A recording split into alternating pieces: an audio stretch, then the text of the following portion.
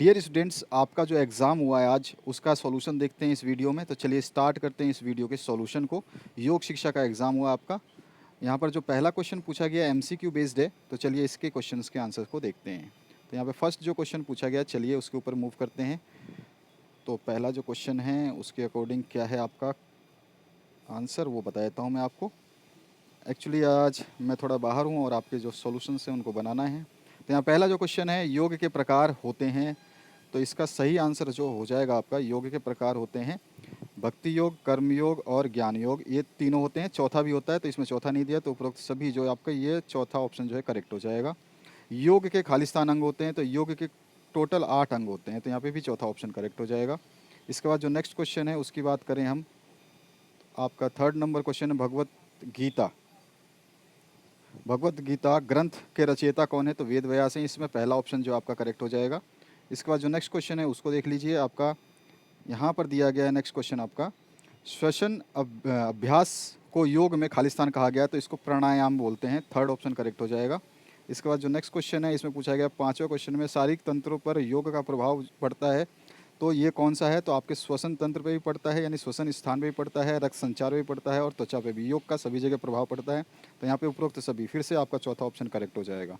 तो ये तो आपके एमसीक्यूज़ के क्वेश्चंस थे। और जो पेपर में मैंने आपको पहले ऑलरेडी बता दिया था कि आप क्या क्या पढ़ना है, वो सारे सॉल्यूशंस जो मैंने दिए थे वही आए हैं। तो आपका जो योग का अर्थ लिखना था आपको, तो इसमें योग का अर्थ भी जो मैंने बताया था वही लिख देना था।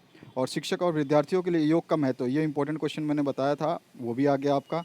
ध्यान के लाभ, ये भी मैंने बताए थे आपको। तो सारे क्वेश्चंस अप्रॉक्सीमेटली मैंने बता दिए थे कल, और आपने अगर पढ़ लिया होगा तो आपने सारे क्वेश्चन सही कर दिए होंगे। मानसिक स्वास्थ्य की परिभाषा आप अपने हिसाब से भी लिख सकते थे। इसके बाद जो नेक्स्ट क्वेश्चन बनता है आपका, इसमें 6 नंबर अष्टांग योग, इसकी पूरी डिस्क्रिप्शन मैंने दी थी कि अष्टांग योग क्या होता है और कैसे आपको इसको करना है। तो इसमें सारा का सारा जो है मैंने दिया हुआ था। तो ये अष्टांग योग जो है आप पढ़ सकते हैं, इसमें कोई इशू नहीं हुआ आपको। और इसका जो मैंने सॉल्यूशन दिया था वो आपने देख ही लिया था। तो मैंने अष्टांग योग के सारे डिस्क्राइब कर दिए थे। इसके पार 8 थे और आठों के 8 बता दिए थे, इसीलिए इसको अष्टांग योग कहते हैं।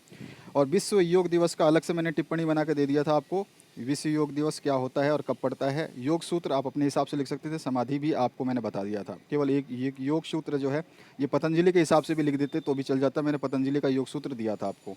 इसके बाद जो नेक्स्ट क्वेश्चन है उसकी बात करें, तो आपका आया है गीता समस्त योगों की जननी है, समझाइए। तो गीता के अनुसार जो है योग के जो आप कुछ भी एक्सप्लेन कर सकते थे योग के बारे में गीता के अनुसार।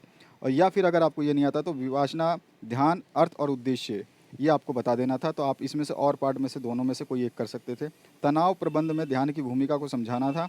उसके अलावा शारीरिक रचना विज्ञान पर योग के क्या प्रभाव पड़ते हैं उसके आपको वर्णन कर देने थे। तो यही अंतिम प्रश्न थे आपके, और सारे क्वेश्चंस अच्छे आए थे। इस बार आपका योग का जो पेपर हमने बताया था बिल्कुल सेम टू सेम आ गया। हिंदी का पेपर मैंने डाल दिया है कल जो आपका एग्ज़ाम होगा परसों, उसके लिए। तो आप अगर उसको पढ़ लेते हैं तो आपके लिए आसान हो जाएगा।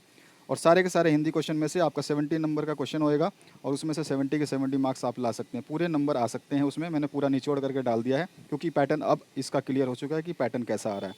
तो आप उसको ज़रूर देख लेना, फ़ायदे में रहेंगे आप। आपका सोल्यूशन जो है अपलोड कर दिया गया है, सभी कुछ आप चेक कर सकते हैं। और इस वीडियो को ज़रूर शेयर कर दें अपने दोस्तों के साथ में। वीडियो देखने के लिए आप लोगों का बहुत बहुत धन्यवाद। Thank you very much.